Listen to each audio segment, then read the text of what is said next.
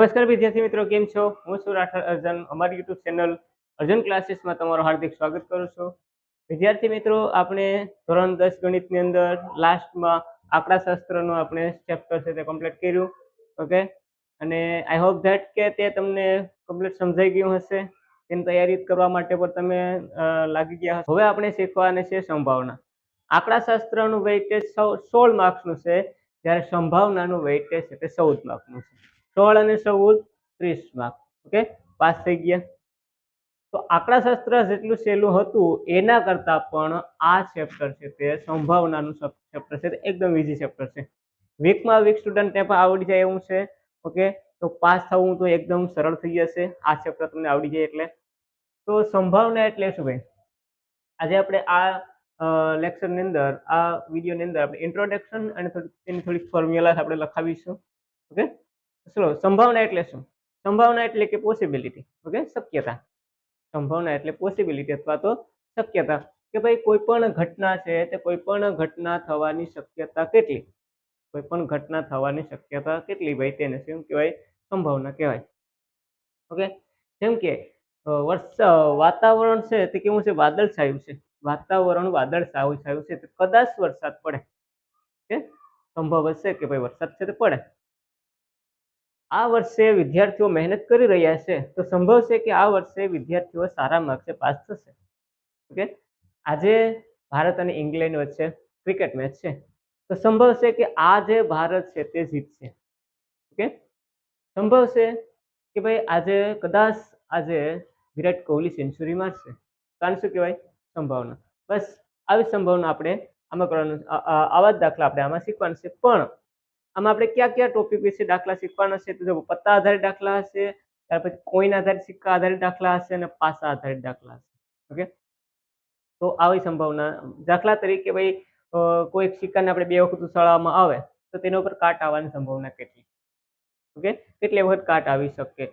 અથવા 52 પત્તાની એક ટોકરીમાંથી આપણે કોઈ યાદચ્છિક રીતે એક પત્તુને કાઢવામાં આવે તો તેમાં લાલનો બાદશાહ આવવાની સંભાવના કેટલી?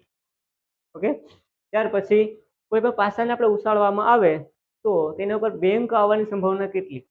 તો આવા છે તે ખૂબ જ ઇન્ટરેસ્ટિંગ ક્વેશ્ચન, ઇન્ટરેસ્ટિંગ પ્રશ્ન ત્યારે આપણે આ સંભાવનાના દાખલાના અંદર આપણે શીખવાના છે.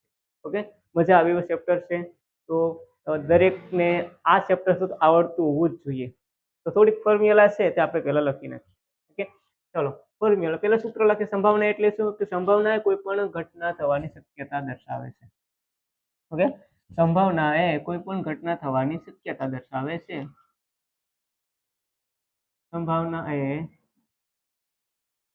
કોઈ પણ ઘટના થવાની શક્યતા દર્શાવે. ઓકે, બીજું એક આપણે યાદ રાખીશું, આ બધા માર્ક્સ, આ બધા એક માર્ક્સની અંદર તમને પૂછાઈ શકે. ઓકે, એમસીક્યુ ની અંદર આપણે પૂછાઈ શકે. કોઈ પણ ઘટના થવાની સંભાવના કેટલી હોય ભાઈ? કેટલી હોય? કોઈ પણ ઘટના થવાની સંભાવના કેટલી હોય? ચલો, તમે કહો કે ભાઈ ટકામાં હોય સંભાવના, તો કે ભાઈ 5% હોય, 10% હોય, 25% હોય, પણ નહીં.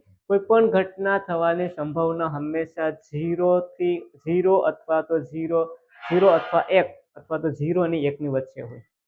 કોઈ પણ ઘટનાની સંભાવના 0 અને 1 ની વચ્ચે હોય. જો કોઈ એવી સંભાવના હોય કે તે ચોક્કસ હોય, તે બનવાની હોય, તો તેની સંભાવના 1 હોય. જો કોઈ એવી સંભાવના હોય કે તે અશક્ય હોય તો તેની સંભાવના 0 હોય. બાકી કોઈ પણ એવી ઘટના હોય કે તે બની પણ શકે ન બની પણ શકે તો તેની સંભાવના 0 કે 1 ની વચ્ચે હોય. ઓકે, તો આપણે લખીશું કોઈ પણ ઘટનાની સંભાવના,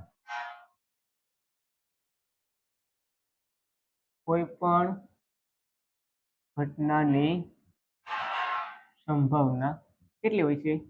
તો આ એક સૂત્ર યાદ રાખશું આપણે કે ભાઈ 0 કરતા મોટી અથવા તો 0, પ્રોબેબિલિટી ઓફ એ ઇવેન્ટ એ. આને બોલે પ્રોબેબિલિટી ઓફ ઇવેન્ટ એ.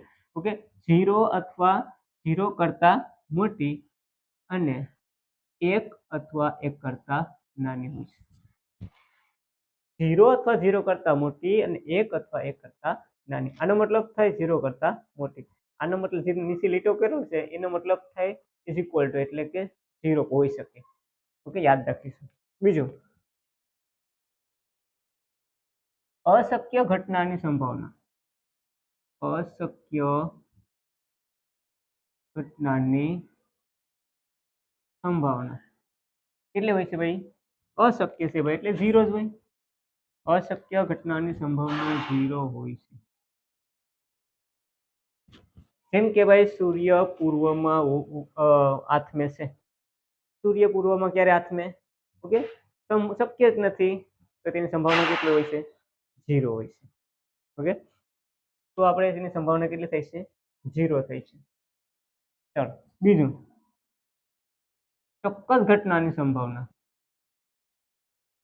ચોક્કસ ઘટનાની સંભાવના હંમેશા 1 હોય છે. કેટલી હોય છે? 1.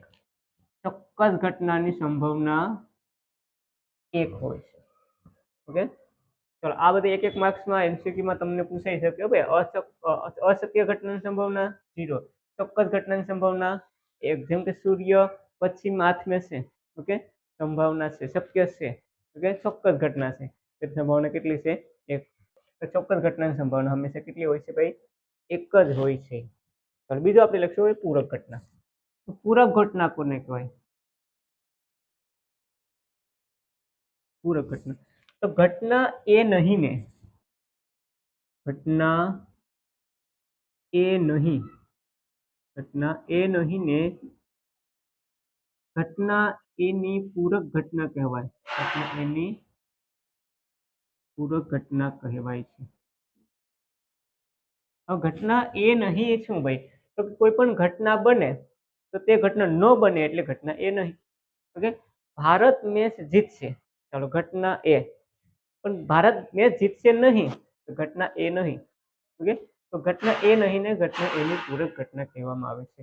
કોઈ પણ ઘટના એની સંભાવના, હવે બીજું એક લખશું આપણે અંદર કે ભાઈ કોઈ પણ ઘટના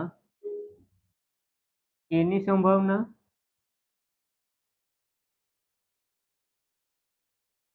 અને તેની પૂરક ઘટના, અને તેની પૂરક ઘટના એ નહીં, એ 12 અથવા એ નહીં, એ નહીં ની સંભાવનાનો સરવાળો, સંભાવનાનો સરવાળો 1 થાય છે. કેટલો થાય છે ભાઈ? 1 જ થાય છે. જેમ કે probability of A plus probability of A 12 is equal to 1. Okay, ઘટના એ નહીં ને ઘટના એની પૂરક ઘટના કહેવામાં આવે છે, અને તેને એ 12 દ્વારા દર્શાવાય. કોના દ્વારા દર્શાવાય છે? એ 12 દ્વારા દર્શાવાય. ચલો હવે આની અંદર તમારે કેવી રીતના પ્રશ્ન પૂછે, જેમ કે એક્ઝામ્પલ તરીકે તમને પ્રોબેબિલિટી ઓફ એ આપેલ છે કે ભાઈ પી of A is equal to 0.5. Okay, તો હોય તો પી ઓફ એ બાય એટલે ઘટના એ નહીંની સંભાવના કેટલી? આવી રીતના હોય તો શું કરશું આપણે? આની અંદર આપણે કિંમત મૂકી દઈએ આ સૂત્રની અંદર. તો કે પી ઓફ એ બરાબર કેટલા છે ભાઈ? 0.5. તો 0.5 plus P of A bar is equal to 1. હવે પી ઓફ એને કરતા બનાવશો 0.5 ક્યાં હોય જશે? બરાબરની સામે. તો પ્લસ છે તો કેવા થઈ જશે? માઇનસ થઈ જશે. તો 1 માઇનસ 0.5 ઇઝ ઇક્વલ ટુ કેટલા થાય ભાઈ? પી ઓફ એ બરાબર 0.5. Okay done. ચલો તો આ છે આપણે પૂરક ઘટના. હવે એના પછી કોઈ પણ ઘટનાની સંભાવના શોધવા માટેનું સૂત્ર આપણે લખીએ. કોઈ પણ ઘટના શોધવા માટેનું સૂત્ર.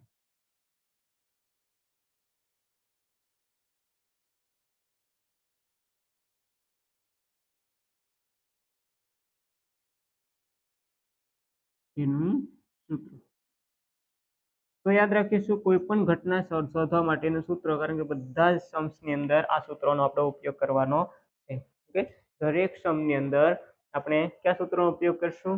અહીં આપણે જે આગળ લખશું ભાઈ તે સૂત્રનો આપણે ઉપયોગ કરીશું એટલે બધાના જેના પણ છે ભાઈ પી ઓફ એ બરાબર પી of A is equal to ઘટના એ થવાની સંભાવના ઘટના એ થવાની સંભાવના અથવા તો ઘટના એ થવાના પરિણામ ઓકે સંભાવના જગ્યાએ શું લખશું આપણે ઘટના એ થવાના પરિણામ એના છેદમાં કુલ પરિણામ ના છેદમાં કુલ પરિણામ બસ આ એક સૂત્ર આપણે યાદ રાખવાનું છે પી of A is equal to ઘટના એ થવાના પરિણામ એના છેદમાં કુલ પરિણામ ઓકે ચલો સમસંભાવી પરિણામ સમસંભાવી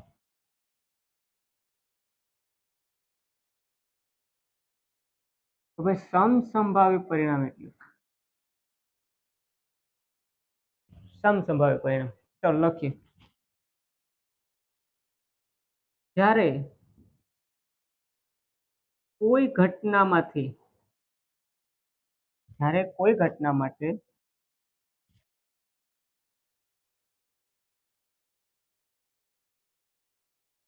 દરેક પરિણામ જ્યારે કોઈ ઘટના માટે દરેક પરિણામમાંથી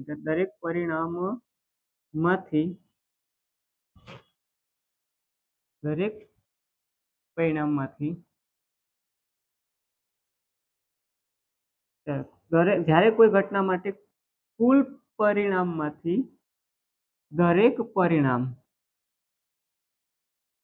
દરેક પરિણામ આવવાની શક્યતા હોય અને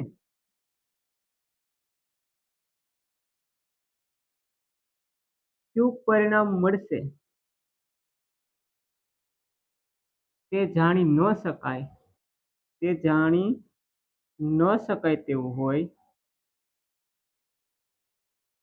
શકાય તેવું હોય તેને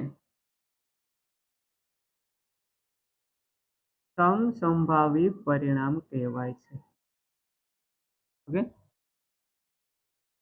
હવે સમજીએ જ્યારે કોઈ પણ ઘટના માટે કુલ પરિણામમાંથી દરેક પરિણામ આવવાની શક્યતા હોય ઓકે જેમ કે પાસો ઓકે પાસાની અંદર કુલ 6 પરિણામ 1 થી 6 લખેલો 1 2 3 4 5 6 હવે તેને આપણે ઉસાડીએ હવે 6 માંથી કોઈ પણ આવી શકે ઓકે 6 માંથી 1 પણ આવે 2 પણ આવે 3 પણ આવે 4 પણ આવે અને 5 પણ આવે 6 પણ આવે હવે તે આપણે અગાઉથી આપણે કહી ન શકતા હોય તો તેને કઈ સંભાવના કહેવાય સમસંભાવી પરિણામ સમજાઈ ગયું છે ઓકે ચાલો એના પછી હવે આપણે લખીએ ભાઈ સિક્કા આધારિત દાખલા કેવી રીતના પૂછે સિક્કા આધારિત તો એ લખીએ ભાઈ સિક્કો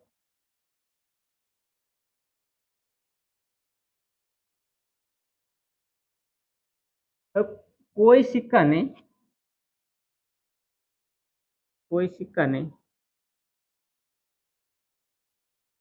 એ સિક્કાની કેટલી બાજુ હોય બે બાજુ હોય કે નહીં એક ચાપ હોય અને એક કાટ હેડ હોય અને ટેલ હોય તો કોઈ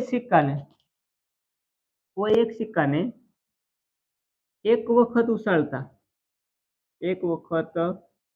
ઉછાળતા કુલ પરિણામ કેટલા મળી શકે ભાઈ ખબર છે ભાઈ આપણે એક વખત કોઈ પણ સિક્કાને ઉછાળીએ તો કુલ પરિણામ આપણને 2 મળે કાં તો સાપ આવે ને કાં તો કાટ આવે ઓકે તો કાં તો આપણે એને સાપ આવશે એટલે કે હેડ આવે ને કાં તો ટેલ એટલે કે કાટ આવે હેડ કા ટેલ ચલો કોઈ સિક્કાને એક વખત ઉછાળતા કુલ પરિણામ 2 મળે હવે એ સિક્કાને કોઈ એક સિક્કાને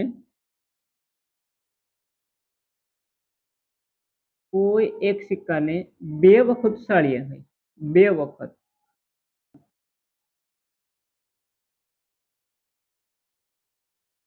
કુલ પરિણામ કેટલા મળશે ભાઈ 4 મળશે કેટલા મળશે 4 મળશે કેવી રીતે ચલો તો 2 વખત ઉછાળવાનો છે કોઈ એક સિક્કાને 2 વખત ઉછાળીએ તો એક વખત હેશ આવી કે ઓકે બેમાં હેશ પણ આવી શકે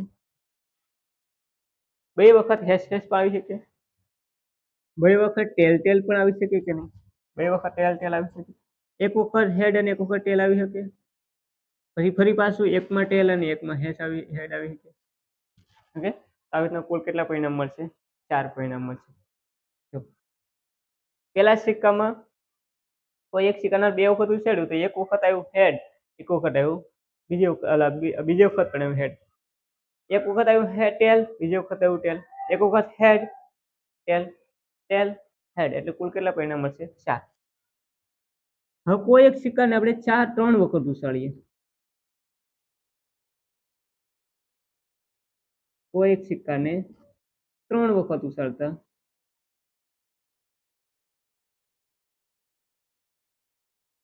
કુલ પરિણામ આપણે કેટલા મળશે ભાઈ? 8 મળશે. કેટલા મળશે? 8 મળે. ચાલો, કેવી રીતે 8 મળે? ભાઈ આપણે 3 વખત ઉછાળવાનું છે. ઓકે, તો આપણે 3 માંથી પેલા 4 યાદ રાખી લઈશું. પેલા હેશ હેશ હેશ, બધામાં હેડ હેડ હેડ આવે કે નહીં? હેડ હેડ હેડ. ચલો, હવે 2 વખત હેડ આવ્યું તો એક વખત ટેલ આવે કે નહીં? 2 વખત હેડ, એક વખત ટેલ, એ આવી શકે. હવે એક વખત હેડ, બીજી વખત ટેલ અને ફરી પાછી વખત હેડ આવી શકે. ઓકે, ચલો ફરી પાછું પેલી વખત ટેલ આવે, બીજી વખત હેડ ને ત્રીજી વખત હેડ આવી શકે. આવી રીતના આવી શકે કે? હવે આ 4માં સૌથી વધારે છે હેડ આવે છે. ઓકે, હવે ફરી પાછું આને, હવે બીજા 4 યાદ રાખવા માટે હું કહીશ આને ઉલટાવી નાખીશું. જ્યાં પણ હેડ છે ને આપણે ટેલ કરી નાખીએ, અને જ્યાં ટેલ છે ને આપણે હેડ કરી નાખીએ.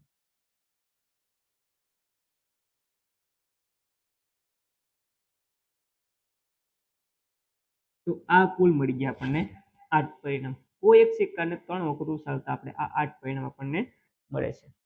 ઓકે, ચાલો હવે એનું એક સૂત્ર છે, આપણે યાદ રાખી લઈશું. એનું એક સૂત્ર આપણે યાદ રાખવાનું છે, અને તે સૂત્ર છે ભાઈ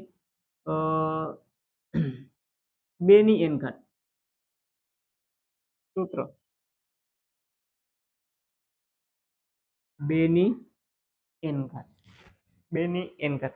હવે n એટલે કે કેટલી વખત ઉછાળવામાં? જો 2 વખત ઉછાળવામાં આવે તો 2 દુ ને 4, 3 વખત ઉછાળવામાં આવે, ઓકે, 3 વખત તો 2 ની 3 ઘાત, એટલે 2 દુ 4 અને 4 દુ 8. તો આ સૂત્ર તમારે યાદ રાખવાનું છે. ઓકે, સિક્કા માટે. હવે આપણે પાસા માટે લઈએ. પાસા, ચલો તો ભાઈ એક પાસાને એક વખત આપણે જો ઉછાળીએ, એક પાસાને એ લખને કેવડે પાસા આધારિત દાખલા.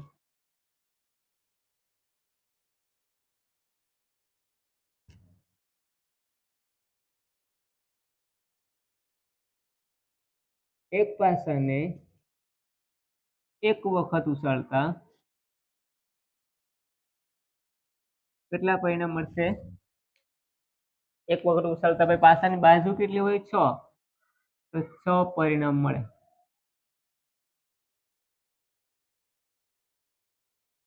ઓકે, 1 થી લઈને 6 સુધીનું કોઈ પણ પરિણામ મળી શકે. 1 2 3 4 5 6 સુધીનું પરિણામ આપણને મળશે. 2 પાસાને એક સાથે આપણે જો ઉછાળીશું, 2 પાસાને એક સાથે ઉછાળતા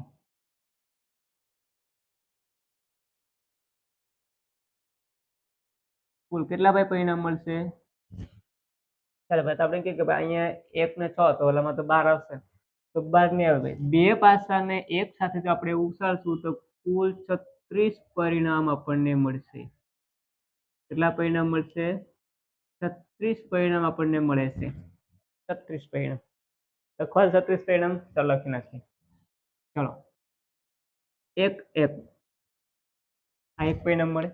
2 પાસાને એક સાથે ઉછાળશું, ઓકે, તો બેમાં 1 1 આવી શકે. ઓકે, ચલો પછી 1 1 માં 1, 1 માં 2 આવી શકે, 1 અને 3 આવી શકે, 1 અને 4 આવી શકે, 1 અને 5 આવી શકે, અને 1 અને 6 આવી શકે. 1 અને 6, બરાબર. ચલો હવે 2 અને 1 આવી શકે, 2 અને 2 આવી શકે, 2 3 આવી શકે, 2 4 આવી શકે, 2 5 આવી શકે, અને 2 6 આવી શકે. 3 1 આવી શકે, 3 2 આવી શકે, 3 3 આવી શકે, 3 4 આવી શકે, 3 5 આવી શકે અને 3 6 આવી શકે. 4 1 આવી શકે, 4 2 આવી શકે, 4 3 આવી શકે, 4 4 આવી શકે, 4 5 આવી શકે અને 4 6 આવી શકે. 5 1 આવી શકે, 5 2 આવી શકે, 5 3, 5 4, 5 5 અને 5 6. 6 1, 6 2, 6 3, 6 4, 6 5 અને 6. તો કુલ કેટલા પરિણામ મળે આપણે? કુલ 36 પરિણામ આપણે મળે છે. એક શિકારને એક પાસાને આપણે 1 આવશે તો બીજા પાસામાં 1 આવી શકે, એક પાસામાં 1 આવે તો બીજા પાસામાં 2 આવી શકે, એક પાસામાં 1 આવશે તો બીજા પાસામાં 3 આવી શકે. એટલે કુલ 36 પરિણામ છે આવી શકે. અને આ 36 પરિણામ આખું એ જે ટેબલ છે તમારી એક્ઝામની અંદર રફ કામમાં સૌપ્રથમ લખી નાખવાનું. ઓકે, જેથી કરીને આને લગતા તમને કોઈ પણ સમ પૂછાય તો તમે આરામથી જવાબ તેનો તમે લખી શકો. કે લખવામાં 2 મિનિટ જ થાય, પણ જો જ્યારે તમે સામે એક પ્રશ્ન આવે ને પછી તમે લખવા બેસશો તો તમને ટાઈમ પણ બગડે અને તમારું માઇન્ડ પણ થોડું અપસેટ થઈ જાય. તો સૌ પ્રથમ તમારે રફ કામમાં આ કરી નાખવાનું. ચલો હવે આપણે રાખશું પત્તાના આધારિત દાખલો. આનું ભાઈ આપણે સૂત્ર યાદ રાખી લઈશું. તો સૂત્ર આપણે આનું થશે ભાઈ 6 ની n ઘાત. ઓકે, કુલ 100 પરિણામ છે. જેટલી વખત ઉસાડીએ એટલી વખત આપણે અહીંયા જેટલા પાસાને આપણે ઉસાડીએ એને આપણે અહીંયા સંખ્યા લખી નાખવાની. 2 હોય તો 2, 4 હોય તો 4, 3 હોય તો અહીં 3 લખશો. એટલે આપણે કેટલા પરિણામ મળશે તે આપણો આન્સર આવી જશે. ચલો હવે આપણે લખીએ પત્તા આધારિત દાખલા પૂછાય ભાઈ. પત્તા બધાને ખબર છે, ગંજી પત્તા બધા રમેલા જ હશે. ઓકે, ખોટું કોઈ નહીં બોલતા હોય, રમેલા જ હશે. તો ખબર જ છે ભાઈ કેટલા પત્તા હોય, કુલ પત્તા કેટલા છે, પત્તાની કુલ સંખ્યા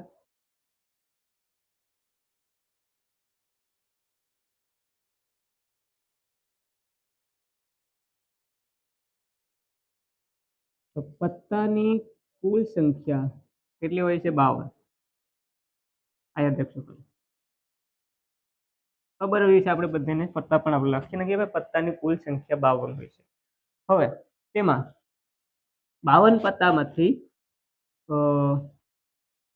લાલ રંગના કેટલા હોય છે અને કાળા રંગના કેટલા હોય છે? તો આપણે અહીં ટેબલ બનાવી નાખીએ. લાલ રંગ